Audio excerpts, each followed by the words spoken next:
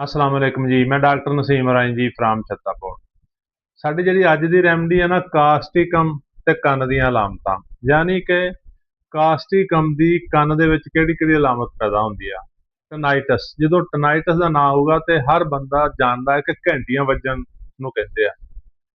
अगर कंन दे विच घंटियां वजदियां होण उहनूं कहंदे आ टनाइटस।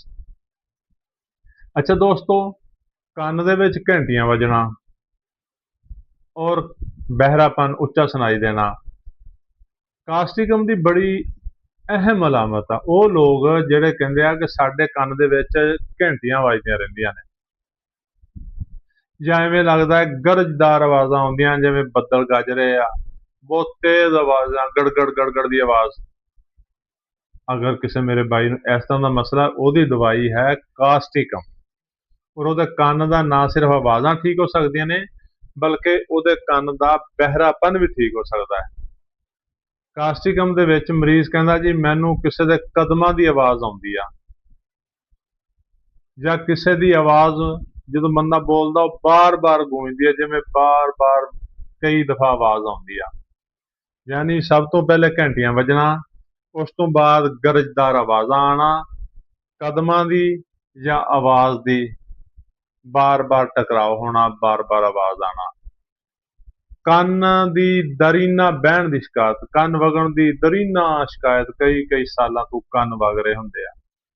ਅਗਰ ਕਿਸੇ ਮੇਰੇ ਭਾਈ ਨੂੰ ਇਸ ਤਰ੍ਹਾਂ ਦਾ ਮਸਲਾ ਹੈ, ਹੋਮਿਓਪੈਥਿਕ ਦਵਾ ਕਾਸਟਿਕਮ ਉਹ ਇਸਤੇਮਾਲ ਕਰੇ, ਇਨਸ਼ਾਅੱਲਾ ਉਹਦੇ ਕੰਨਾਂ ਦੇ ਇਹ ਜਿੰਨੇ ਵੀ ਪ੍ਰੋਬਲਮ ਨੇ, ਕੰਨਾਂ ਦੇ ਵਿੱਚ ਘੰਟੀਆਂ ਵੱਜਣਾ, ਗਰਜਦਾਰ ਆਵਾਜ਼ਾਂ ਆਉਣਾ, ਔਰ ਇਹਦੇ 'ਚ ਹੋਰ ਵੀ ਹੁੰਦਾ, ਕੰਨ ਗਰਮ ਵੀ ਹੋ ਜਾਂਦਾ, ਐਵੇਂ ਲੱਗਦਾ ਕੰਨ 'ਚ ਤਪਸ਼ ਪੈਦਾ ਹੋ ਗਈ ਆ।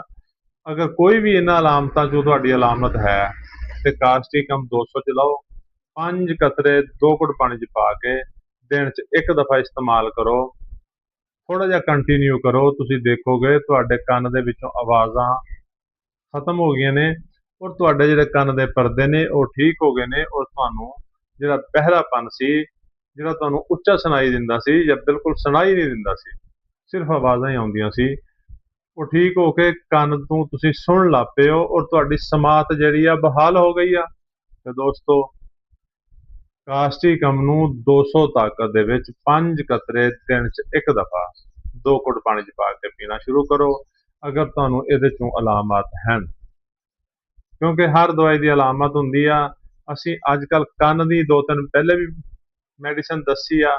ਅਸੀਂ ਚਾਹੁੰਦੇ ਆ ਕਿ ਜਿਹੜੇ ਕੰਨ ਦੇ ਮਰੀਜ਼ ਆ ਉਹ ਆਪਣੀ ਅਲਾਮਤ ਦੇਖ ਕੇ ਦਵਾਈ ਲੈ ਸਕਣ। ਮਜ਼ੀਦ ਇਹ ਆ ਕਿ ਆਪਣੇ ਕਰੀਬ ਤਰੀਨ ਕਿਸੇ ਹੋਮਿਓਪੈਥਿਕ ਡਾਕਟਰ ਨਾਲ ਮਸ਼ਵਰਾ ਕਰ ਲਓ, ਔਰ ਉਹਦੇ ਤੋਂ ਦਵਾਈ ਲੈ ਲਓ, ਤਾਂ ਕਿ ਸਨਦ ਰਵੇ ਕਿ ਦਵਾਈ ਸਹੀ ਆ। ਤੇ ਸਾਨੂੰ ਬਾਰ-ਬਾਰ ਮੈਸੇਜ ਤੇ ਕਾਲ ਕਰਨ ਤੋਂ ਗੁਰੇਜ਼ ਕਰੋ, ਕਿਉਂਕਿ ਅਸੀਂ ਵੀਡੀਓ 'ਚ ਹਰ ਚੀਜ਼ ਦੱਸ ਦਿੱਤੀ ਆ। ਹੁਣੇ ਮੈਨੂੰ ਲੋਕਾਂ ਨੇ ਮੈਸੇਜ ਕਰਨਾ, ਡਾਕਟਰ ਸਾਹਿਬ ਦਵਾਈ ਦਾ ਨਾਂ ਤੇ ਲਿਖ ਦਿਓ, ਤੁਸੀਂ ਦੱਸਿਆ ਨਹੀਂ। ਸਕਰੀਨ ਤੇ ਮੈਂਸ਼ਨ ਕੀਤਾ ਹੁੰਦਾ ਹੈ, ਤਰੀਕਾਕਾਰ ਦੱਸਿਆ ਹੁੰਦਾ ਹੈ, ਲੋਕ ਇਸ ਦੇ ਬਾਵਜੂਦ ਪੁੱਛਦੇ ਨੇ। ਜਾਂ ਤੇ ਉਹ ਵੀਡੀਓ ਪੂਰੀ ਦੇਖਦੇ ਨਹੀਂ, ਜਾਂ ਫਿਰ ਟਾਈਟਲ ਪੜ੍ਹ ਕੇ ਤੇ ਫੋਨ ਔਰ ਮੈਸੇਜ ਕਰ ਲੈਂਦੇ ਨੇ। ਸ਼ੁਕਰੀਆ, ਅੱਲਾ ਹਾਫਿਜ਼।